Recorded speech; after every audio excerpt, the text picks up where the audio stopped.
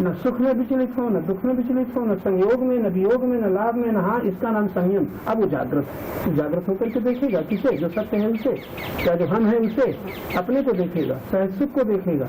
और जहाँ संयम टूटा कहाँ गड़बड़ हो गया, हमारा संयम टूट जाता है। संयम का मतलब ही नहीं कि हम 12 बरस से मौन है, बोलते नहीं, ये कोई संयम। संयम का मतलब न इधर न उधर, बीच में। बीच में क्या है, सत्य, और इधर उधर क्या है, माया। हानि लाभ इधर उधर है और बीच में संयम है। संयोग वियोग इधर उधर है, बीच में संयम है। जरा सोचिए, हानि लाभ जिसमें प्रतीत होते हैं, बीच में क्या है। संयोग वियोग जिसमें प्रतीत होते हैं, बीच में क्या है। मान अपमान जिसमें प्रतीत होते हैं, बीच में क्या है। वो बीच में जो है याद नहीं रहता। तराजू की डंडी में बीच में क्या है, वो रस्सी जिसमें सब सदा हुआ है, उस रस्सी को भूल गए, उस कील को भूल गए, उस माध्यम को भूल गए और इधर उधर हो गए। अब कैसे समता आएगी, कैसे शांति आएगी, यही गड़बड़। ये बड़ी अच्छी बात हम सुन रहे हैं, बड़ी अच्छी बात, जो जिसमें कोई परिश्रम नहीं है, खाली याद में करना है। किसकी, अपनी कि किसी की। जहाँ किसी की याद आई अपने को भूल गए, अपने को भूल गए, विषमता में चले गए। क्योंकि हम तो हैं ही, हम तो कहते हैं अगर हम याद रह जाए तो भगवान की भी याद करने की जरूरत नहीं, क्योंकि भगवान हमारा माना हुआ है। पता नहीं हम कौन से भगवान को मानते हैं। इसका मतलब नहीं आप भगवान को याद करते रहना, शायद उसी के द्वारा आपके दुख मिट जाए। लेकिन भगवान है, वो याद हो ही जाती है, तो दुआ करे भगवान, कहाँ दुख मिटते हैं। भगवान है, हमारा भगवान है और हम दुखी हो रहे हैं, तो इसका मतलब क्या। भगवान को भी माना, पूजा भी की, जप भी किया, कीर्तन भी किया, सब किया और दुखी हो रहे हैं, तो कहाँ गया भगवान। ये बड़ी वैसे हमारी एक चोट है अहंकार को, ऐसा ही भूल रहा है। भगवान को भी माना, माता जी, भगवान को भी माना, अंतर्यामी भी माना, सर्वशक्तिमान माना, आनंद स्वरूप माना, सत्य माना, चेतन माना और दुखी क्यों हो रहे हैं। सब याद है भगवान की, भूल गए। बताओ क्या ले। बस यही एक रोग है। तब क्या करें, बस कुछ नहीं, किसी तरह दीन होकर के, अहंकार कर रहा है, हमें ये करना है, हमें ये करना है, हम ऐसे करेंगे, हम ऐसा करेंगे। दीन होकर के अपने को समर्पित कर दे। अब हम कुछ नहीं कर सकते, प्रभु तुम जानो। हम अगर जानते होते तो संभाल लेते। बहुत संभाला, जीवन भर संभाला, धन संभाला, परिवार संभाला, जवानी संभालना चाहिए, दुख सुख से बचने की कोशिश की, अब भी संभालते चले। बुढ़ापा है, अब भी संभाल रहे हैं। क्यों भाई, रहे सही शरीर को संभाला जा रहा है कि नहीं। बड़ा गहरा इशारा है, रहे सही शरीर को। जवानी जा रही है और संभाला क्या जा रहा है, बूढ़ा शरीर ये ही अभी ठीक बना रहे, ऐसा बना रहे, वैसा बना रहे, संभाला जा रहा है कि नहीं। क्या अंधेर है। बिल्कुल हम लोग ऐसी जड़ बुद्धि है कि जो सोचना चाहिए, जो देखना चाहिए, वो देख ही नहीं पाते। इसीलिए वैराग्य नहीं होता और लगता है हम ठीक हैं, हम साधन कर रहे हैं, भजन कर रहे हैं, ध्यान कर रहे हैं, हम भगवान का भजन कर रहे हैं। ये दुख बताता है ये भजन, अशांति बताती है भजन, भगवान और फिर अशांति। भगवान, परमात्मा और शांति, आत्मा और अशांति। इसका मतलब कितना धोखा हम खा रहे हैं कि बातें हम करते हैं आत्मा की, परमात्मा की, भगवान की, और कौन से भगवान, जो आनंद स्वरूप है, सत्य है, चेतन है, नित्य है, नित्य विद्यमान है, सर्वत्र है, कभी नहीं छोड़ता है, उसकी तो हम चर्चा करते हैं। और जो छूट जाता है, छिन जाता है, छूट सकता है, उसकी चिंता और भय और दुखी हो रहे हैं। अभी क्या हो गया, निरीक्षण भी अपना नहीं कर पाते, कहाँ भूल चल रही है, क्या करना। ऐसी जड़ बुद्धि है। शुद्ध बुद्धि हो, बुद्ध्या विशुद्धया युक्तो मद भक्तिम लभते पराम। मेरी भक्ति, परम भक्ति लाभ करता है वो। शुरुआत होती है बुद्धि से, शुरुआत होती है और पतन की शुरुआत होती है बुद्धि की अशुद्धि से। हमारा पतन बुद्धि की अशुद्धि होने पर हुआ है, हमारा सुधार बुद्धि के शुद्ध होने पर ही संभव है। कुछ करने धरने पर नहीं, खाली देखना आ जाए, बुद्धि दृष्टि ज्ञान चक्षु हमारे खुल जाए, बस यही एक छोटी की बात है।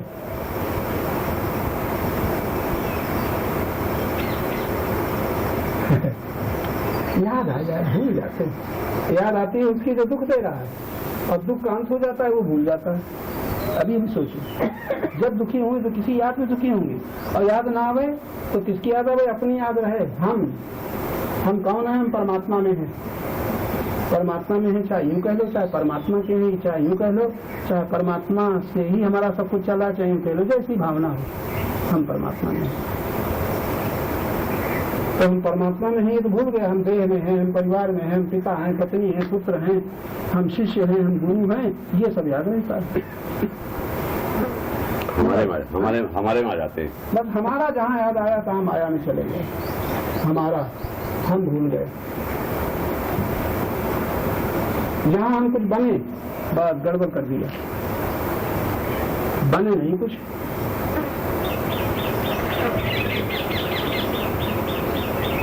बड़ी सरल बात है, याद रह जाए, कैसे क्या किया जाए, कैसे याद रहे।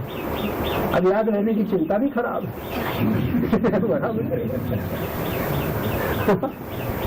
खैर ऐसी चिंता जो याद रखने की चिंता तो हम न कहेंगे, होश कहेंगे, होश बना रहे। हम अपने को भूल गए, बेहोश हो गए, हम तो हैं ही हैं, होश न रहा, जागृति न रही, ये कहना चाहिए। होश न रहा, जागृति न रही। याद रहने की चिंता होश में ही रहेगी। हाँ, चिंता शब्द नहीं हटा दो, होश रहेगा तो याद रहेगी। आपके जेब में 10,000 नोट पड़े हैं तो याद रहेगी कि नहीं? कि चिंता होगी? चिंता तब होगी कि चले गए। अभी चिंता नहीं, याद है कि हैं और कहीं गिर न जाएं। तो गिर गए तो फिर चिंता है, तब चिंता होगी।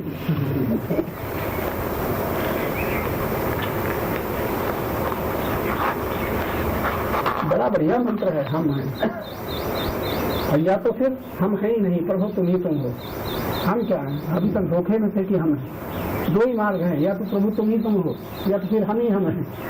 बस बीच में सब गड़बड़ है।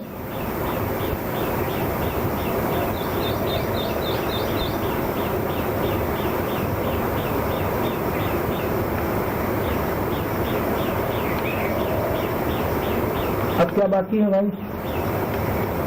ये जो कहा जाए कि प्रभु तुम ही तुम हो, तो इसका मतलब ये तमाम संसार में और इसमें सब ऐसा क्या है जो प्रभु न हो, प्रभु का न हो? यानी परमात्मा है या परमात्मा का है? परमात्मा है तब ये दिख रहा है जो उसका है। उसका जो है वो दिखता ही नहीं अगर उसमें परमात्मा न होता। ये वृक्ष दिखता ही नहीं अगर इसमें परमात्मा न होता। परमात्मा का सरल अर्थ है अस्तित्व। या हमें देखने की शक्ति न होती? देखने की शक्ति नहीं है तब भी वो शक्ति कुछ तो है। न देखने की शक्ति तो है। हम जब कहते देखने की शक्ति नहीं तो कुछ देखने की शक्ति तो है। पेड़ देखने की शक्ति है कि मेरा है? और ये परमात्मा का है, देखने की शक्ति नहीं है। तो ये शक्ति मेरा मानने की शक्ति तो है। और ये मेरा नहीं है, परमात्मा का है। इसमें क्या हर्ज हुआ? क्या छोड़ना पड़ा? खाली इतना ही बदलना पड़ा। अब ये वृक्ष मेरा है तो ये वृक्ष में मेरा कुछ नहीं है, तन में मेरा कुछ नहीं, ये जितना कुछ है ये मेरा कुछ नहीं, परमात्मा का है।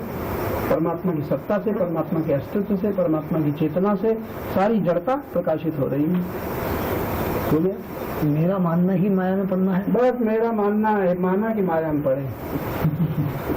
पड़े ही है, पड़े क्या? अब मेरा माना छूट जाए तो माया छूटी। पहले हम ही से शुरू करो। क्या? हमसे? हम नहीं, हमसे। या तुम्हारी भाषा में तुमसे, जिसको तुम कहते हो उससे शुरू करो। तुम मेरे नहीं हो, यहाँ शुरू करो।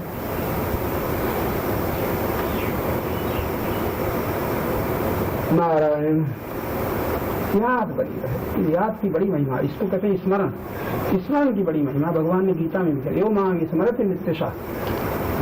सतत, नित्यशा। सतत का मतलब लगातार और नित्यशा का मतलब रोज। तब सुलभ, अब वो सुलभ हो गया। कुछ नहीं करना, खाली याद बनी रहे। किसकी? जो है कौन? या तो तुम हो या तो परमात्मा है। परमात्मा है, तुम नहीं हो। तुम हो तो परमात्मा को हटा दो, उसे एक चीज पकड़ लो।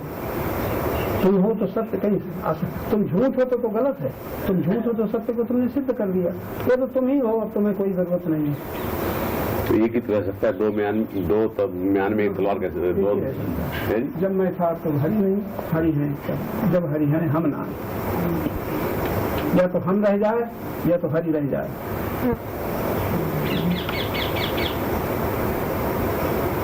हम है ही नहीं, ये कुछ होते नहीं तुम है।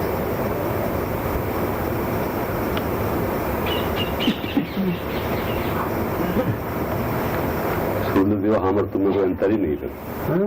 हम और तुम में कोई अंतर नहीं है, यही अर्थ हुआ ना। इसी से लिख रहा है तस्माद योगी भवार्जुन। हाँ, इस श्लोक की भी बहुत ठीक है, वही योगी है। कौन? इस श्लोक का याद करने लग जाते हैं, विश्वास नहीं होता है। अब प्रमाण ढूंढ लो, प्रमाण है भगवान का कहा हुआ है और अच्छा हुआ। तो भगवान की कहे पर भी हम विश्वास नहीं करते, श्लोक तो हम दोहराते हैं और याद रहती है या और भूल है।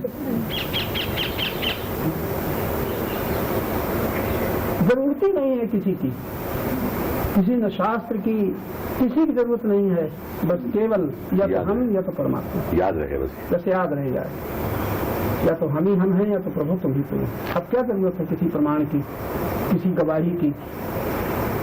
अगर हम ही हम हैं तो फिर हमें किसी की जरूरत ही नहीं, या तुम ही तुम हो तो फिर हम नहीं। एक सत्य, दो सत्य नहीं हो सकते।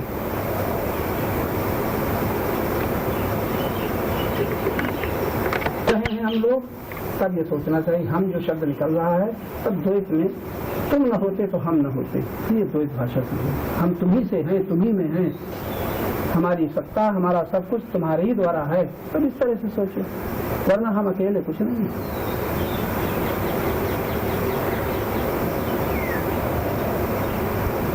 दूसरा तो कोई न रहना चाहिए, दूसरा है तो गड़बड़।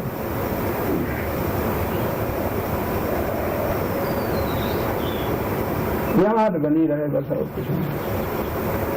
अभी जो सुनते हैं भूल जाएगा, और जो अभ्यास है वो याद आ जाएगा, मेरा मेरा मेरा।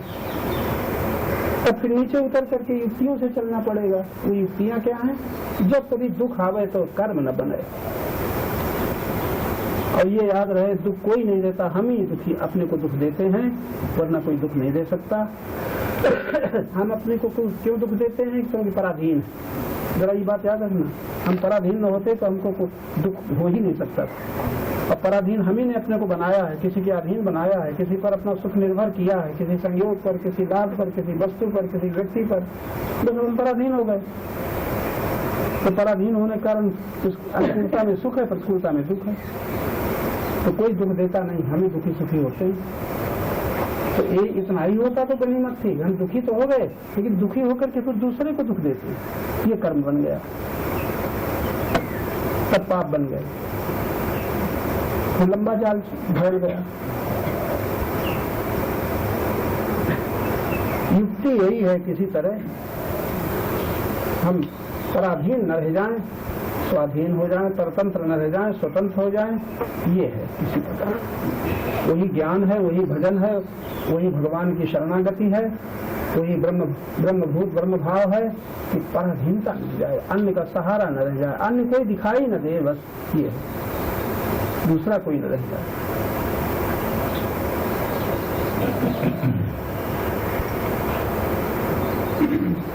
तो क्या कौन सी दवा? किसी के संयोग में, किसी लाभ में, किसी इच्छा की पूर्ति में, इसीलिए सब चर्चा में ये बात आई है। अभी जैसे याद ना आवे तो कोई दुख नहीं हो सकता। अच्छा, चाह न हो तो दुख का रास्ता ही समाप्त हो गया। याद आई तब तो हम दुखी सुखी हो गए, और चाह उत्पन्न हो गई तो अब पराधीनता की ओर चल पड़े। कोई भी चाह उत्पन्न हो गई, याद आई, इसका संबंध बीते हुए काल से है, और चाह उत्पन्न हो गई, उसका संबंध भविष्य से है। और परमात्मा का है वर्तमान में, सत्य वर्तमान में, हो गया भूल, अब भविष्य में हमारी चाह की पूर्ति है। कौन हमें स्वतंत्रता दे सकता है? तो याद आने पर ही दुख सुख की प्रतीति होती है। याद आने पर तो भविष्य संबंध से हमारा मतलब है, याद आई तो उसका भूत से संबंध है, और चाह उत्पन्न हुई तो भविष्य से संबंध। क्योंकि चाह उत्पन्न हुई तब उसकी पूर्ति होगी ना। जैसे कमरे की याद आई, गांव की याद आई, परिवार की याद आई, तो वो आपको याद आते ही आपको क्या होगा? यदि अगर अपनी याद बनी रहे तो फिर दुख सुख तो नहीं होगा। फिर अपनी याद बनी रहे तो कहीं तो नहीं होगी। अपनी याद बनी रहने का मतलब कोई चाह ही नहीं उठ रही।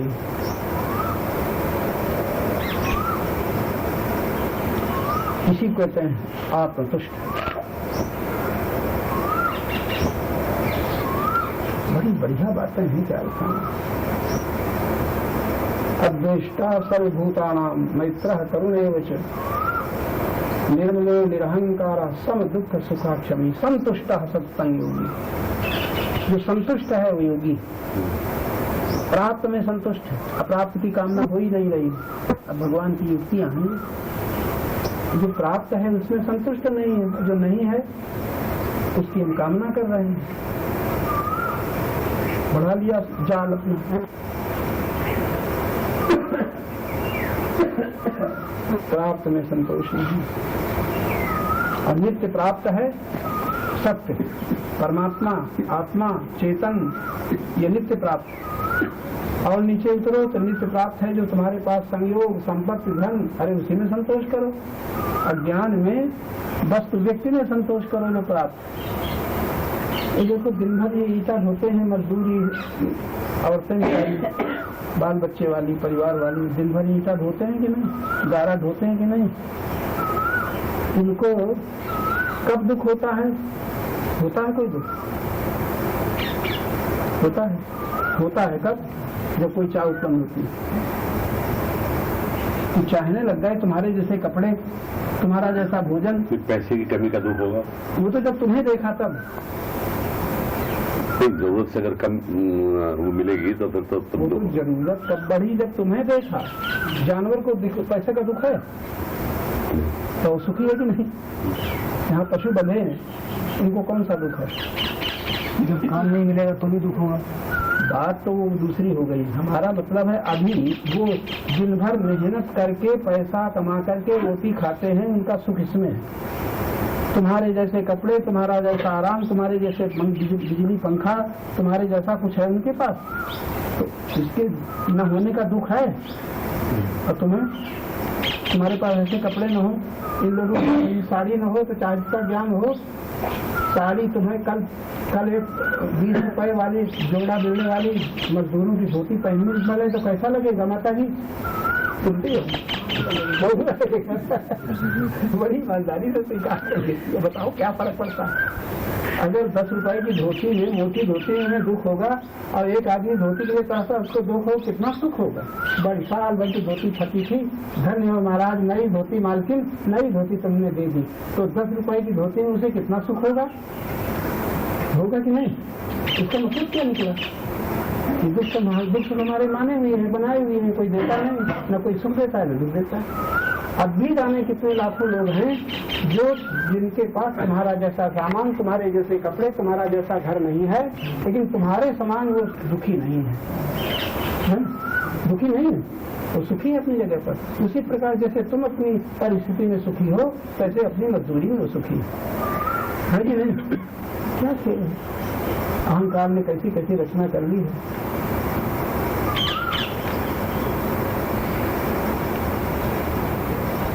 क्या कहा? ऐसे ही कहा, जिस दिन भ्रमत विसारी सहज सुख, जहाँ तहाँ इंद्रिय तानो कबहू मन विश्राम। हम अपनी स्वीकृतियों से, अपनी मान्यताओं से कितना स्वीकार कर लिया है, कुछ मान लिया है, कुछ धारणा बना ली है अपने विषय में, दूसरों के विषय में, भगवान के विषय में, सत्य के विषय में, धर्म के विषय में। क्या लंबा जाल हम लोगों ने फैला रखा है। उनको जोड़ो है मजदूरों को जो बेचारे कुछ नहीं, वो भी अपनी स्वीकृत के। लेकिन हम पढ़े लिखे विद्वान होने पर भी हमारी धारणाएं, हमारी मान्यताएं, हमारी स्वीकृतियां हमें बंधन में डाली हुई है, हमें पता नहीं चल रहा है।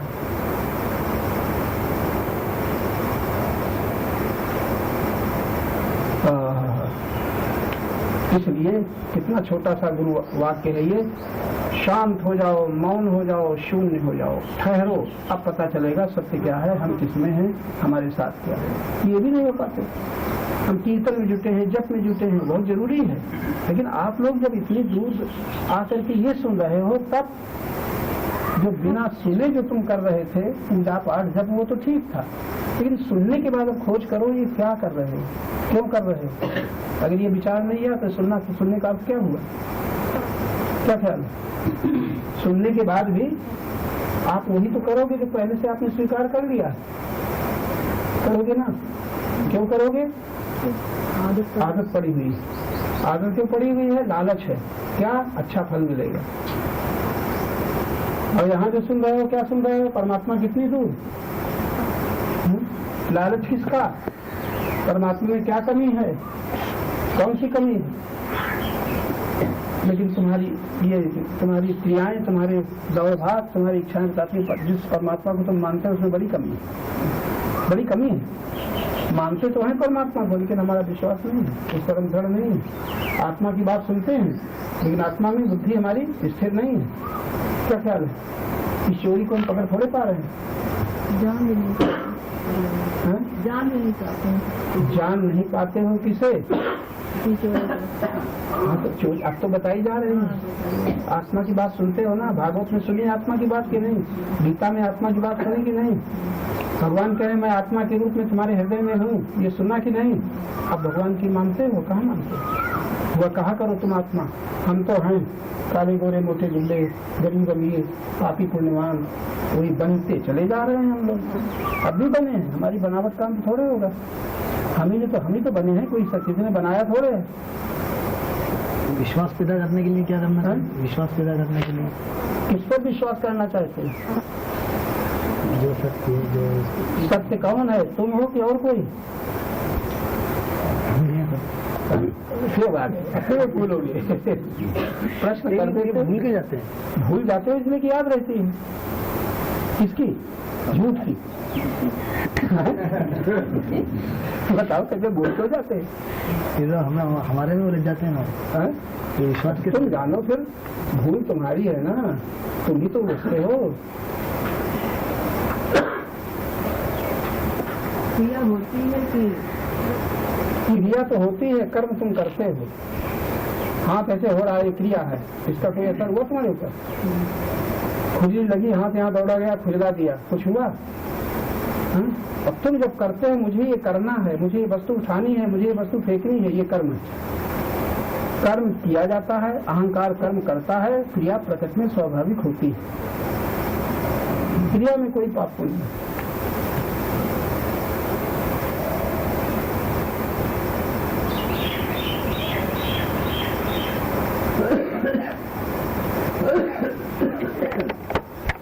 क्या साधना है जो हम करते हैं? ये तो वो साधना है, पूजा पाठ, जप, कीर्तन, दर्शन, मंदिर यात्रा, आरती, ये भी साधना है। ये साधना दूसरे की अपेक्षा परतंत्रता पूर्वक होती है और इसका संबंध भगवान से जुड़ता भी है और नहीं भी जुड़ता है। कोई भी साधना अगर भगवान से संबंधित जोड़ दे, अच्छा कीर्तन करते हैं हमारा भगवान से संबंध जुड़ा, जप करते हैं भगवान से संबंध जुड़ा, पूजा करते हैं, आरती करते हैं, भगवान से संबंध जुड़ा, क्रिया हो रही है, क्रिया स्वाभाविक हो रही है। अब क्रिया के पीछे हम कर्ता बन रहे हैं, अब कर्ता के पीछे हम चाहते क्या हैं? कोई पूजा कर रहा है, कोई आरती कर रहा है, कोई प्रार्थना कर रहा है, नित्य की प्रार्थना हो रही है, चाहते क्या है? पता है जो करते हैं, जो करते हैं उन्हीं को पता नहीं, लेकिन फिर भी कुछ चाहते हैं। और आप लोग करते हैं तो आप बताओ, आप भी कुछ पूजा वूजा करते हो कि नहीं भाई? काहे करते हैं? उस समय आपका किससे संबंध है? भगवान से ना। अच्छा, भगवान से पूजा क्यों करते हो? क्या चाहते हो? पता लग रहा है भगवान की पूजा के बाद क्या चाहते हो? पूजा करने वाले बताओ भाई तुम। हमारी आरती की, हमारी चंदन लगाया, हमारे फूल माला बनाया, हमारी पूजा की, क्या चाहते हो? संबंध तो है ही है। भूल गया, संबंध भूला नहीं। ये तो हमारे गुरु महाराज है, तो याद है ही है। करते हो वो क्यों करते हैं? शुभ कर्म समझ करके करते हो, ऐसी बात नहीं। शुभ कर्म है इसलिए आप कर रहे हो, तब तो बहुत ही दूर नीचे उतर गए। शुभ कर्म हम करते हैं बड़ी कोशिश के साथ, और फिर जो बिना कोशिश के होता है वो कौन कर्म है? हमारा बोलना, हमारा उठना, हमारा ये सारे दिन कौन कर्म होता है? तो क्या अशुभ है? वो बहुत शुभ है, हैं? वो बहुत ज्यादा शुभ है। बहुत ज्यादा शुभ है? ये कैसे कह सकते हैं बहुत ज्यादा शुभ? ये जो शुभ कर्म कहते हो, ये शुभ कर्म क्यों करते हो? होश में रहने के लिए। ऐसे। आदत बस करते रहते हैं। अभी तो बेहोशी में उत्तर देते हो। होश में रहने के लिए नहीं करते। अपनी बेहोशी का कोई दुख भी नहीं है, कोई परेशानी भी नहीं है, तो इसलिए करते हैं कि कुछ फल इससे प्राप्त होगा। तो आप जानो लालच है, न करेंगे तो कहीं ऐसा न हो। हाँ जी, हाँ, भय लगता है, भय लगता है। न करने में भय और दही हो, किसी दिन आरती पूजा ठाकुर जी न करो और उस दिन कहीं कोई चोरी हो जाए तो देखो आज इसीलिए हो गई। इसीलिए लड़का बीमार हो गया, इसीलिए ये खराबी हो गई, तुरंत उसको पकड़ेंगे हम लोग। ऐसी प्रथाएं हैं। देखो कुछ लोग तो मतलब कि अपनी वासनाओं को जो अनंत अनंत से वासनाओं जो नए अंतःकरण का उसके लिए होकर के भगवान को प्रार्थना करते हैं, हम नहीं निकाल पा रहे हैं अपनी वासनाओं को, हम नहीं निकाल पा रहे हैं प्रभु अब आप ही बताओ। हाँ, वो बात ठीक है, वासनाओं को निकाल नहीं पा रहे हैं तो उसमें पूजा की जरूरत है, आरती की जरूरत है, प्रार्थना की जरूरत है। प्रार्थना की जरूरत है। प्रार्थना की जरूरत है, करने की जरूरत है कि हो ही रही है। आपको भूख लगी है तो हाथ जोड़ करके प्रार्थना करते हैं जी, वो भूख खुद ही प्रार्थना बन रही है। भूख के पीछे व्याकुलता और व्याकुलता के पूर्व मुखाकर चेष्टा सब बता रही है, तुम्हें प्यास लगी है, तुम्हें भूख लगी है, तो प्रार्थना की जाती है कि प्रार्थना अपने आप आपकी जो प्रबल इच्छा है हो ही रही है। लेकिन भगवान के सामने जो हम प्रार्थना करते हैं ये प्रार्थना है, क्रिया है, अहंकृति है। और वो प्रार्थना कैसी?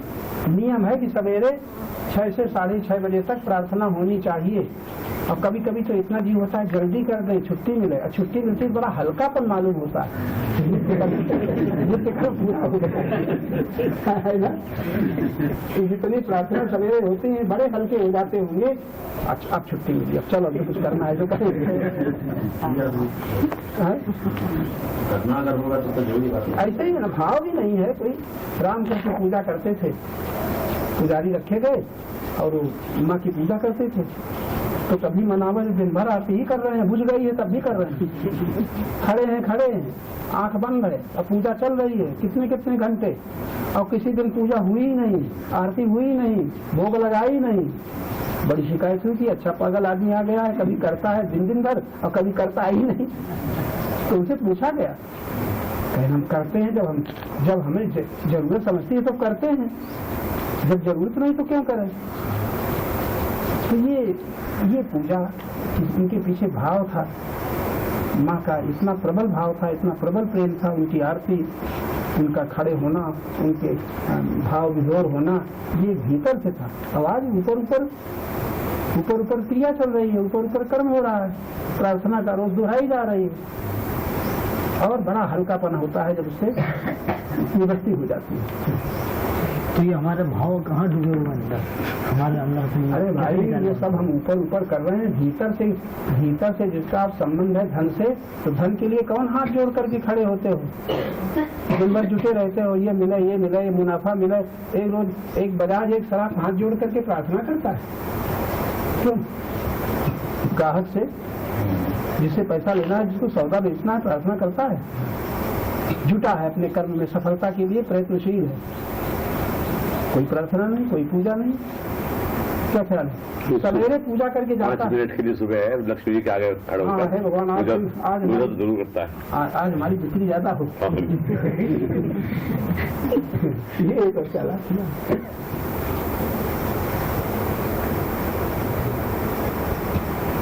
चलेगा, ऐसे ही चलेगा। आप लोग कम से कम सुनिए, सब इसके मतलब नहीं कि जो कुछ करते हैं गलत है, जो कुछ करते हैं सब ठीक, बड़े अच्छे, उनका अच्छा लगता है करते हैं। हमारा क्या ही जा रहा है? जिसको जो अच्छा लगता है करता है। कोई फाग गाता है, कोई आना गाता है, कोई अपना कुछ गपुर आ रहा है, जिसको जो अच्छा लगता है। संसार में सब प्राणी अपना कर रहे हैं। आप जब सुन रहे हो तो आप विचार करो क्यों करते हो? तो जानते नहीं कर रहे हैं, आप क्यों करते हो?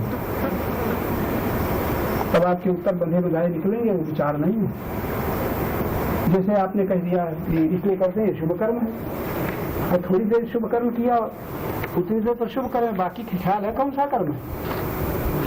तो ये हमारा उत्तर है कि ये शुभ कर्म है, ये पुण्य कर्म है। गंगा नहाना पुण्य कर्म है, एक आदत है, गंगा नहाया है। ये विचार नहीं है, विवेक नहीं है। तो उन लोगों के लिए बेशक शुभ कर्म है। थोड़ी देर तो कम से कम भगवान की याद में बैठे, भगवान के नाम पर कुछ किया, आरती घुमाई, चंदन रगड़ा, फूल माला पहनाई, भगवान की याद आई, शुभ कर्म है। थोड़ी देर सही, लेकिन वो 24 घंटे के भीतर ये 10-15 मिनट का शुभ कर्म क्या अर्थ रखता है? जीवन भर शुभ कर्म करते बीता और न बुद्धि शुद्ध हुई, न मन शुद्ध हुआ, न मोह मिटा, न लोभ मिटा। अब बताओ शुभ कर्म का क्या अर्थ है? अहंकार ही प्राप्त हो रहा है। उस शुभ कर्म के पीछे जो भाव होना चाहिए उसमें सफलता है, भाव भी नहीं है। करना चाहिए इसलिए कर दिया, प्रार्थना करनी चाहिए कर लिया, भाव नहीं है। अगर भाव हो तो इतनी देर शुद्धि होने लग जाए। अलग अलग है। तो उनके लिए तो ठीक है जो कर रहे हैं। जो सुन रहे हो गीता की बात, रामायण की बात, तब भी विचार नहीं आता ये क्यों हमारा तो ये प्रश्न। लेकिन जो जाते हैं वो उन करोड़ों लोगों से बहुत आगे हैं। उनकी बुद्धि में कुछ भाव, उनके जीवन में कुछ भाव की जागृति हुई है और भाव सत्य की खोज में भगवान तक पहुंचा है। उनका भाव या हमारा तुम्हारा भाव भगवानमय बना हुआ है। तो भाव तो भगवानमय है, लेकिन ज्ञान में भगवान का पता नहीं है, ये कमी है। सुन करके भाव तो बन जाता है कोई जीवन में सर्वश्रेष्ठ है, तो वो भाव किस लिए बनता है कि जो सर्वश्रेष्ठ है, सर्वशक्तिमान है, दयालु है, कृपालु है, ऐसा कोई है।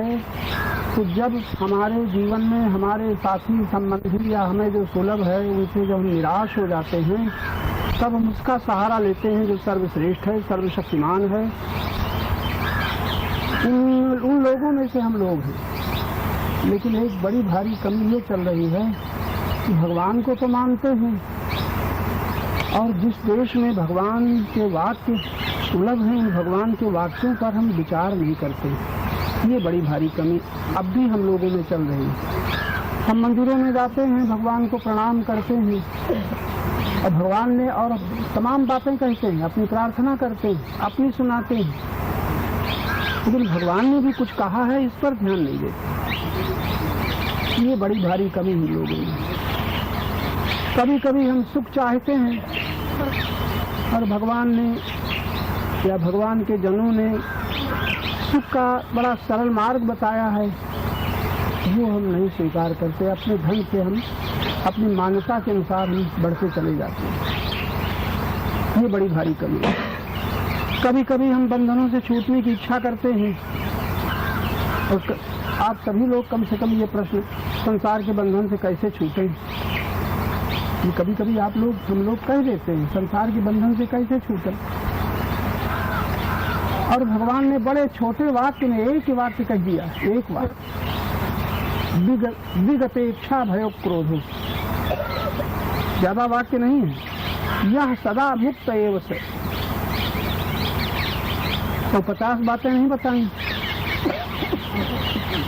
जिसकी इच्छाएं जो शांत हो गई हैं, बस एक बात। और जब इच्छाएं शांत हो गई हैं, जो इच्छाओं को छोड़ चुका है या छोड़ रहा है, क्यों? उसको बंधन से छूटने की इच्छा है। इसलिए आपकी नहीं है तो कभी जरूरत पड़े तब के लिए याद रखो। अगर बंधन से छूटना चाहते हो, बंधन से, क्योंकि जितने दुख हैं वो बंधन में है, तो बहुत सरल है। न घर छोड़ो, न परिवार छोड़ो, न गांव छोड़ो, न नगर छोड़ो, तो क्या छोड़ो? इच्छा छोड़ो। कौन सी इच्छा? कौन सी इच्छा छोड़ो? थोड़ा अपनी ओर लौटो। जिन इच्छाओं की पूर्ति, अनेकों इच्छाओं की पूर्ति बाल्यकाल से हम लोग करते चले आ रहे हैं और इच्छाओं की पूर्ति हुई है और इच्छाओं की पूर्ति का सुख भी प्राप्त हुआ है, लेकिन आज तक हमारी इच्छाएं शांत न हो पाई। कितनी बड़ी कमी। ये थोड़ा ठहर करके सोचने की बात है कि कब से इच्छाओं की पूर्ति हम लोग कर रहे हैं और अब भी करते रहेंगे। और एक बात याद नहीं आती, आज से याद रहे तो रहे कि इच्छाओं की पूर्ति का सुख, चाहे 1000 लाख इच्छाओं की पूर्ति हो, उसका सुख हमें तृप्त न कर पाएगा। क्योंकि एक सुख के बाद, एक इच्छा की पूर्ति के बाद तुरंत दूसरी इच्छा उत्पन्न हो जाएगी, फिर उसकी पूर्ति चाहेंगे, फिर उसकी पूर्ति चाहेंगे। तो इच्छाओं की पूर्ति करते करते इतनी आयु बीत गई। अब भी हम नहीं कह सकते कि अब हम कुछ न चाहेंगे, ये जानते हुए कि इच्छाओं की पूर्ति का सुख कभी ठहरा नहीं है। मिला तो है लेकिन रुका नहीं है। तो वहीं तक इच्छा की पूर्ति का सुख ठहरा है जहाँ तक दूसरी इच्छा नहीं आई। ये आपके जीवन का एक दर्शन है ऐसा कि नहीं? सुख मिलता है कोई किसी इच्छा का। अगर किसी को माता पिता मिल गए तो पूर्ति का सुख मिल रहा है, और माता पिता से सुख के प्राप्ति के बाद भी फिर दुखी, माता पिता के रहते दुखी हो जाते हैं। किसी की धन की इच्छा है तो धन सुलभ हो गया है और सुख मिल रहा है, और धन के होते हुए भी फिर दुखी हो जाते हैं। क्यों? जब दूसरी इच्छा उत्पन्न हो गई, धन तो है और फिर दूसरी इच्छा उत्पन्न हो गई। माता पिता हैं, दूसरी इच्छा उत्पन्न हो गई। पति के बिना दुख था, पति मिल गए और फिर भी दुख हो रहा है, क्योंकि पति तो हैं और फिर इच्छा उत्पन्न हो गई। पत्नी है फिर इच्छा उत्पन्न हो गई। यहाँ तक कि आप तीर्थों में आ गए, तीर्थों में न आने से आपको दुख था, आ गए, तीर्थ में आने का सुख मिला, संतों महात्माओं के दर्शन का सुख मिला, और वहाँ रहते हुए, दर्शन करते हुए, तीर्थ में रहते हुए, हरिद्वार में रहते हुए आप दुखी हो जाते हैं कभी कि नहीं? ध्यान दो तो पता चलेगा कि यहाँ रहते हुए आप कभी दुखी नहीं होते। कोई कह दो जब से यहाँ हो तब से दुखी तो नहीं हुए, क्या ख्याल? अरे बहुत लोगों को पता है कि हाँ यहाँ तो हमें कोई दुख नहीं, जब तक घर नहीं जाते। यहाँ कोई दुख नहीं, कोई दुख नहीं। मालूम क्या है? बहुत अच्छा है, यहाँ रहते हुए आपको कोई दुख नहीं, क्योंकि न चिंता है, न फिक्र है, न परिवार है, न कोई आवाज़ आ रही है घर से ऐसा लाओ, दाल लाओ, नमक लाओ, ये करो, दुकान जाओ, बाजार जाओ, लड़की की शादी का बर देखो, कोई चिंता नहीं, आप सुखी। लेकिन जिस दिन रात को पंखा बंद हो जाता है क्या ख्याल है आपका? नल जिस दिन मशीन में नल नहीं, पानी नहीं आता है, तब कैसा लगता है? सब कुछ है, अब आप परेशान है कि नहीं? यानी अभी बड़ी इच्छा नहीं, ये तो छोटी इच्छा। अब घर से तार आ जाए, व्यापार संबंधी, परिवार संबंधी वियोग का, हानि का समाचार आ जाए तो हरिद्वार है कि नहीं? और संत महात्मा है कि नहीं? व्याख्यान चल रहे हैं कि नहीं? अब आप कह दोगी कि अब हम बिल्कुल सुखी हैं हरिद्वार में आकर के, संत महात्माओं का प्रवचन सुन रहे हैं, बैठे हैं, कोई क्यों दुखी? दुखी हो जाएंगे कि नहीं? किसी का घर तुम तो न होगे? नहीं होंगे। अच्छा, तुम तो समझे कि शायद कहने जा रहे हैं कि नहीं। यानी कौन दुख देता है? भगवान दुख नहीं देता। अच्छा, तो कौन सुख देता है? याद रखना, संयोग भी सुख नहीं देता। माता का, पिता का, पति का, पत्नी का संयोग भी सुख नहीं देता। और फिर भी सुख मालूम होता है कब तक? जब तक दूसरी इच्छा नहीं उत्पन्न होती, जब तक उस सुख में बाधा नहीं पड़ती। सुख में बाधा पड़ जाती है कि नहीं? एक सुख के होते हुए दूसरी बाधा पड़ जाती है कि नहीं? अनेक प्रकार के सुखों के पीछे जैसे सब कुछ सुलभ है, और कहीं पंखा न मिला, कहीं पानी न मिला, कहीं बिजली न मिली, इत्यादि इत्यादि, तो दुख आ जाता है कि नहीं? तो वो और तमाम प्रकार के सुख हैं, तो आप काहे नहीं संतोष करते? जाने दो, पानी न मिले, पंखा न मिले, आश्रम तो है, ये याद आता है कि आश्रम तो है, लेकिन बड़ी खराबी आश्रम में, बड़ी कमी आश्रम में। गुरु महाराज तो हैं तुम्हारे, हुआ करें, यहाँ तो हमें पंखे की जरूरत है गुरु महाराज की। यानी कितनी छोटी छोटी इच्छाएं हमको परेशान करती हैं। बड़ा छोटा सा वाक्य, जो क्षुद्र में अटक जाता है वो महान के होते हुए भी क्षुद्र में अटकने वाला क्षुद्र से भर जाता है, महान हुआ करे। लघु में अटकने वाला लघु में भर जाता है, विराट हुआ करे। ऐसी विचित्र बात है, हम लोग सोचें तो। क्षुद्र में ही जो क्षुद्र से क्षुद्र है और वह अहम अंग, क्षुद्र के पीछे क्षुद्र, जहाँ क्षुद्र है वहीं महान है। ये अहम अणु जो है, अहम की प्रतीति होती है, हम के तुरंत पीछे महान है, आना नहीं है कि आना है। यानी जिसे आप अनित्य मानते हो उसके पीछे ही नित्य है कि नित्य कहीं से आना है। जिसे आप विनाशी मानते हो, विनाशी को देखने वाला अभी अभी अविनाशी है कि अविनाशी को कहीं से आना है। सुन रहे हो ना? अविनाशी को आना नहीं, विनाशी के साथ रहते हुए अविनाशी। जो सदा रहता है उसको कहीं से आना नहीं, जो अनित्य है उसके साथ ही नित्य। और जो नित्य चेतन है, आत्मा है, उसको कहीं से आना नहीं। जहाँ जड़ है वहीं चेतन आत्मा है कि आना है। अगर याद रह जाए, इतनी ही बात याद रह जाए तो तत्काल आप उसी समय शांत, स्वस्थ, निर्भय, निश्चिंत हो सकते हो। लेकिन अब जरा ध्यान से देखो अपने को, ध्यान से देखो। ये क्षुद्र से भर गया है तो विराट कहीं चला नहीं गया, महान कहीं चला नहीं गया है। जो विनाशी से अशांत हो रहा है उसके लिए अविनाशी कहीं चला नहीं गया है। क्यों? जहाँ किसी प्रकार के देह का कष्ट है, तहाँ नित्य चेतन परमाणु शांति स्वरूप, परमानंद स्वरूप आत्मा कहीं चला नहीं गया। याद किसकी आती है? आत्मा की, देह की? याद किसकी आती है? क्षुद्र की, महाक्षुद्र की कि विराट की? याद किसकी आती है? जड़ की कि चेतन की? यानी जिसकी याद आती है वो वही उसी क्षण उसी जगह महान है, परमात्मा है, चेतन है, आनंद स्वरूप है, अविनाशी है। उसी क्षण आना नहीं है कहीं से। याद रहेगा? जब याद रहेगा तो क्या करोगे? आज की चर्चा अगर याद रहे तो जब विनाशी याद आ रहा है तो अविनाशी कहीं से आना है, तुरंत अविनाशी। और अविनाशी कौन? अविनाशी है कौन?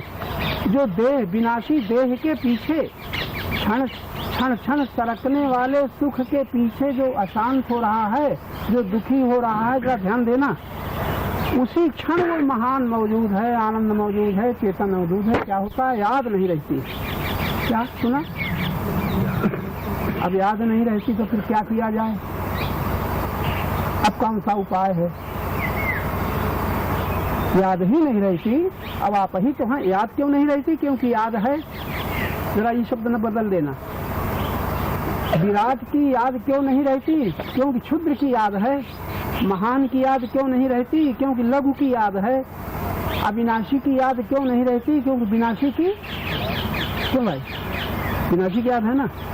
एक लड़का किसी के नहीं रह गया है, अभी 3 लड़के हैं, तो एक लड़का याद आ रहा है कि 3 वो जो बने हैं? जाने वाला तो याद आ रहा है, रहने वाला कितना अंधेर है। अरे जो गया सो गया, जाने के बाद कुछ बचा है कि नहीं बचा? अगर इन्हीं सूत्रों को आज याद रखो तो कितना निर्भय निश्चिंत हो सकते हो। क्यों भाई? आपके जीवन में ऐसे समय आए हैं, घर में कोई वियोग हुआ, तो अभी और तो बहुत बचे हैं। क्यों? तो उनकी कोई कदर नहीं, अभी तो बचे हैं। एक के पीछे हम चिंतित हो रहे हैं, रो रहे हैं, दुखी हो रहे हैं, जो बचा है उसकी याद नहीं आ रही। एक की याद में वो भूला हुआ है, तो विनाशी की याद में अविनाशी भूला हुआ है, क्षुद्र की याद में महान भूला हुआ है, विनाशी की याद और लघु की याद में विराट भूला हुआ है, देह की याद में चेतन आत्मा भूला हुआ है। भूला हुआ है कि नहीं? और क्षण क्षण सरकने वाले सुख की याद में नित्य रहने वाला आनंद भूला हुआ। भूला है कि नहीं? भूला है कि कहीं से प्राप्त करना? अब आप क्या करो? तुम ही याद करोगी कि हम? अब न करो तो तुम्हारे गुरु, तुम्हारे भगवान, तुम्हारे कोई देवता देवी कोई क्या करेंगे बेचारे? इतनी भूल चल रही है कि हम भगवान को मानते हैं, भगवान की बात नहीं मानते। भगवान कह रहे हैं कुछ न करो, अगर तुम मुक्त बंधन से छूटना चाहते हो, विगत इच्छा भय क्रोध हो, यह सदा मुक्त एव से। केवल इच्छा को छोड़ दो। क्या ख्याल? उसी क्षण जो अच्छा, तुम्हें दुख कौन बनाता है? इच्छा ही तो दुखी बनाती है। क्यों? वियोग हो गया तो संयोग की इच्छा ही तो दुखी बना रही है, और कोई हानि हो गई है तो लाभ की कामना ही तो दुखी बनाती है। जी, बड़ी सरल बातें हैं। ऐसा कोई दुख बता दो कि तुम्हारी इच्छा ना हो, तुम्हें दुख हो रहा हो। क्या ख्याल है? बताओ, कोई इतने लोग बैठे हो, ऐसा कोई दुख बताओ कि तुम्हारी इच्छा नहीं है और फिर तुम दुखी हो रहे हो। बता सकोगे? अच्छा, दुख आवे तो क्या करोगे? अब मंदिर जाओगे कि तीर्थ जाओगे कि हमारे पास आओगे? क्या करोगे जी? कोई दुख तो ऐसे ही ना आपके पास आके बुलाएं। अब देखो, फिर वहीं के वहीं हमारे पास आके निवारण होगा। और दुख कौन दे रहा है? हम की इच्छा। तो हमारे पास इच्छा आकर के इच्छा त्यागोगे तो जहाँ हो वहीं कहीं काहे नहीं इच्छा छोड़ देते? आने की जरूरत है, आने की इच्छा और बढ़ जाएगी, आने की और एक इच्छा बढ़ जाएगी। चलें स्वामी जी के पास। अरे जो इच्छा, जो कामना हमें दुख दे रही है, अगर उसको छोड़ दें तो हमें संसार में कोई दुख दे सकता है? क्यों भाई? कितनी सरल बात है। कोई बता दो, इतने लोग बैठे हो, ये जो संसार में परमात्मा दुख नहीं देता, संसार दुख नहीं देता, पति पत्नी दुख नहीं देते, पति से पूरे होने वाली, पत्नी से पूरी होने वाली, धन से पूरी होने वाली, परिवार से, समाज से, जात से, देश से, राजा से, देवी से, देवता से, भगवान से पूरी होने वाली इच्छा दुख देती है कि भगवान दुख देते हैं? अगर उस इच्छा को छोड़ दो तो तुम्हें किसी की जरूरत है? क्यों भाई? और न छोड़ो तो तुम्हें भगवान दर्शन दें, तुम्हारा दुख मिटेगा? तो मिट जाएगा, भगवान हमारी इच्छा पूरी कर देंगे तो मिट जाएगा।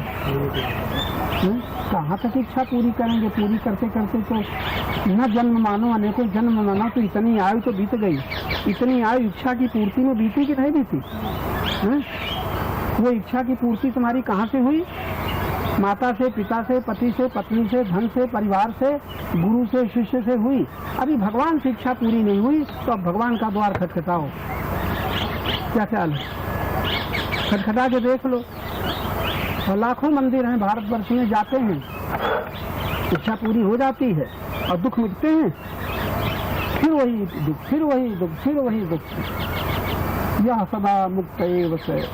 ये जिन भगवान का हम नाम जपते हैं, जिन भगवान के मंदिरों में जाते हैं, जिन भगवान की हम पूजा करते हैं और जिन भगवान को किसी नाम रूप में हम प्रतिष्ठित करके हम आराधना करते हैं, वो भगवान कह रहे हैं, ए भाई मेरी पूजा पाठ जप करने वालों, इच्छा को छोड़ दो, भय छूट जाए, तुम्हें क्रोध ना आवे, कोई तुम्हें संसार में अशांत नहीं बना सकता। 3 चीजें कही, इच्छा, विगत इच्छा, भय, क्रोध। जरा बड़े क्रम से शब्द रखे गए। इच्छा के बाद फिर भय शब्द रखा है, क्रोध शब्द रखा है। क्रोध कभी आ ही नहीं सकता अगर हमारे भीतर इच्छा नहीं रह गई। क्या ख्याल है? आ ही नहीं सकता। कसम खाओ कि हम क्रोध न करेंगे, वो आए बिना रह नहीं सकता, क्योंकि भीतर तो है इच्छा। और इच्छा के कारण ही यहाँ तुम्हें कौन लाया है? भगवान की तुम्हारी इच्छा। और यहाँ से तुम्हें कौन ले जाएगा? कौन धकेलेगा? भगवान की तुम्हारी इच्छा। दौड़े आए हो, जहाँ से आए वहीं लौट के जाओगे। बड़ी कद्र की हरिद्वार की, बड़ी कद्र की संतों के प्रवचन की, गुरु की बड़ी कद्र की ना। यहाँ के बाद किसकी कद्र करोगे? किसकी इज्जत करोगे? किससे तुम्हारा प्रेम सिद्ध होगा? जहाँ जाओगे।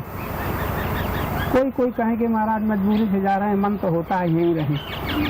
ऐसा कह सकते हैं? तो कह सकते हो ना, मजबूरी। काहे की मजबूरी है? कौन तुम्हें बुला रहा है? तुम्हारी इच्छा है कि तुम्हें कोई बुला रहा है?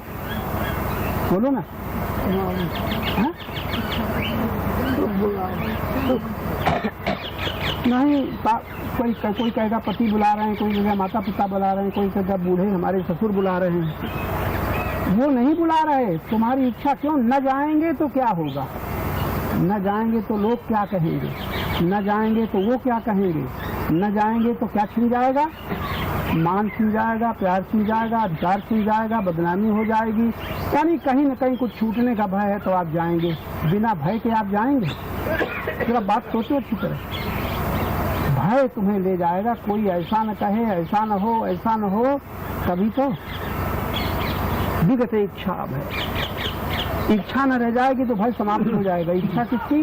संयोग की इच्छा, मान की इच्छा, लाभ की इच्छा, देखने की इच्छा, सुनने की इच्छा, आपकी इच्छा आपको ले जाती है कि और कोई? और इच्छा के पीछे आप सुखी होते हैं इच्छा पूर्ति से कि दूसरा? उसमें बाधा पड़ती है तो आप दुखी होते हैं कि दूसरा? और जहाँ इच्छा नहीं है तहाँ आपको दुख सुख सुख व्यापता है। विगत इच्छा भय क्रोध हो, और इच्छा की पूर्ति जब नहीं होती तो क्रोध आता है कि नहीं?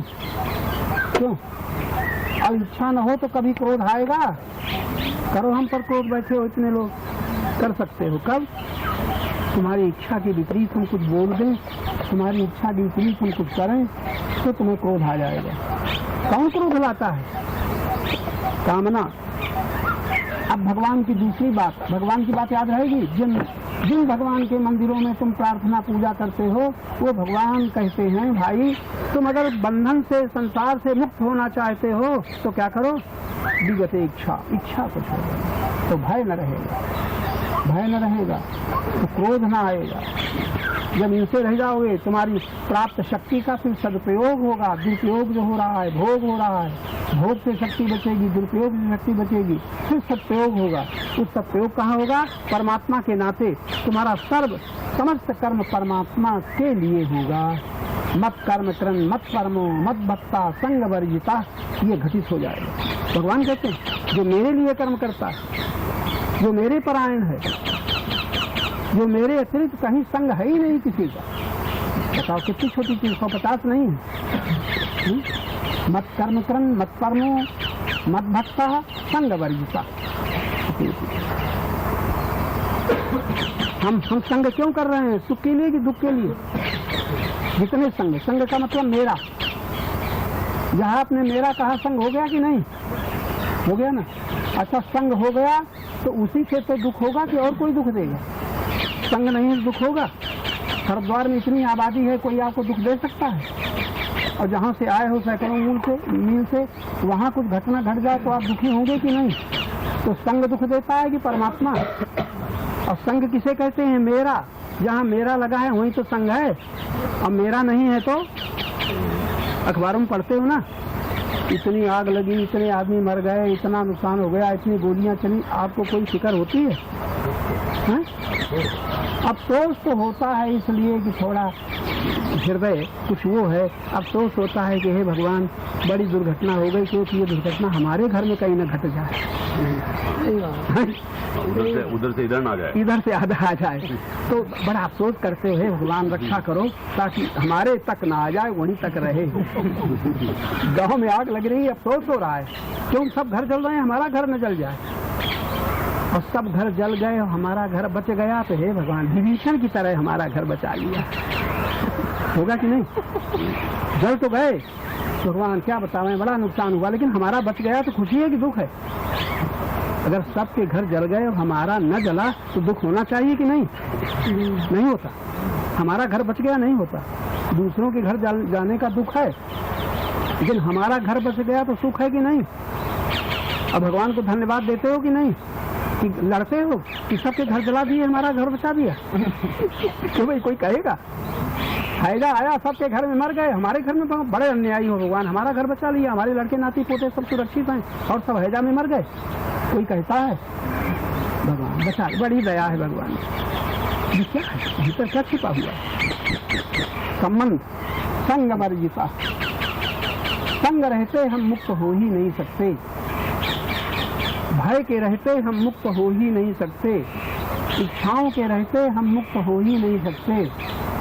हरिद्वार आने की भी इच्छा है, सत्संग की इच्छा भी इच्छा है, गुरु महाराज के दर्शन की भी इच्छा है। हम जिनको भगवान माना है, राम को, कृष्ण को, बौद्धों ने, जैनों ने, ये इच्छा भी इच्छा है। आपकी इच्छा पूर्ति हो गई सुख, अब आपकी इच्छा पूर्ति न हुई तो दुख। इस दुख से आपको कौन बचा पाएगा संसार में? क्या ख्याल है? सुन रहे हो लेकिन करोगे वही जो आदत है। क्यों भाई? आदत है उसके अनुसार करोगे कि हम जो भगवान की बात बता रहे हैं उसके अनुसार करोगे? कह दो बाबा कहे जाओ, जब मौका आएगा तब देखा जाएगा। क्यों भाई, क्या नियत है आपकी? हमारी बात मानोगे? गनीमत हैं? क्यों नहीं मानेंगे? मानना ही पड़ेगा। पड़ेगा, जबरदस्ती मजबूरी है। अगर मुक्ति चाहना है हाँ, मुक्ति चाहना है तो मानना पड़ेगा, और सुख चाहना है तो हाँ, मुक्ति मुक्ति में सुख है, मुक्ति में सुख नहीं है। मुक्ति तो दुख की निवृत्ति है। दुख की निवृत्ति का दुख है और सुख है। नहीं नहीं, दुख की निवृत्ति हो गई तो सुख तो गया, आनंद आता नहीं है ही। सुख छूट जाए तो आनंद कहीं से आना है? जड़ता से मोह छूट जाए तो चैतन्य कहीं से आना है? विनाशी से मोह छूट जाए तो अविनाशी कहीं से आना है? कैसी उल्टी बातें करते हो? कैसी दुख छूटेगा तो सुखी होगा जी? दुख छूटेगा तो सुखी होगा। दुख छूटेगा तो सुखी ना होगा। दुख छूटेगा तो सुखी न होगा। जरा सोचो, दुखी हुआ है सुख के कारण। अच्छा, सुख न होता तो कोई दुखी होता? क्या ख्याल? सुख न होता, दुख की प्रतीति होती, तो दुख सुख के कारण तो दुखी हुआ है। अब क्या हुआ? दुख के बाद फिर सुख। दुख के बाद फिर सुख का कब? जब फिर इच्छा होगी तब। और इच्छा न हो तो वियोग का दुख है, फिर संयोग की इच्छा न हो तो सुख होगा। हानि का दुख है, फिर लाभ की इच्छा न हो तो सुख होगा। अपमान का दुख है और सम्मान की इच्छा न हो तो दुख होगा। क्यों होगा? यहाँ ना आने का दुख है, यहाँ ना आने का दुख है, या यहाँ आने का सुख है। और ना आने को मिले तो, और आने की इच्छा ही न रहे तो न दुख। अच्छा, जब सुख नहीं दुख नहीं तब क्या है? आनंद है। समता में शांति है, फिर आनंद है। कितनी मत भक्ति में लभते पराम। किसको? शांति नधिगच्छति। जो शांति को प्राप्त होते हैं वो ठहरते हैं। शांति को कौन प्राप्त होते हैं? जो संतोषी हैं। संतोष ठहर गया, संतोष के बाद इधर से संबंध टूटा और इधर का साक्षात बोध हुआ। इतना सरल है। मत भक्ता संग वर्जिता। ऐसे भगवान के छोटे छोटे वाक्य हैं, 150 नहीं, जहाँ देखो तहाँ 2-3 वाक्य, ज्यादा नहीं। 2-3 बातें हम पूरी नहीं कर पाते और जीवन में जाने क्या क्या करने के लिए तैयार हैं, अपना अध्ययन नहीं कर पाते। तो हमें कौन नचाता है, कौन दौड़ाता है, कौन लाता है, कौन दुखी करता है? एक ही उत्तर में याद रहेगा। पति पत्नी से झगड़ा होगा तो कौन दुख देता है? पति की गालियाँ, पति के कठोर वाक्य, कौन दुख देता है? इच्छा। पति से जो मिलना चाहिए मान, वो नहीं मिल रहा। तृष्णा इच्छा में फर्क है। तृष्णा कहते हैं और मिले और मिले और मिले, तृप्त ही नहीं होता, उसका नाम तृष्णा है। और इच्छा कहते हैं जो अभी देखा और जो इनके पास है वो हमें मिल जाए। तृष्णा कभी तृप्त नहीं होती। तो भाई कितनी सरल बात है। अगर आप याद रखो, थोड़ा जड़ता से ऊपर उठ जाओ, अपना मूल्य बढ़ा दो, अपना मूल्य बढ़ा दो। अभी किसका मूल्य बढ़ाया है? अपना घटा करके दूसरे का मूल्य बढ़ाया है, ऐसा कि नहीं? अपना मूल्य घटाया तब यहाँ आए हो, अपना मूल्य घटाया तो दर्शन कर रहे हो, अपना मूल्य घटाया तो मंदिर में जा रहे हो। लेकिन ये सिर्फ गूढ़ बात है, ये पता ही नहीं कि हम कौन हैं। छोड़ो इसको।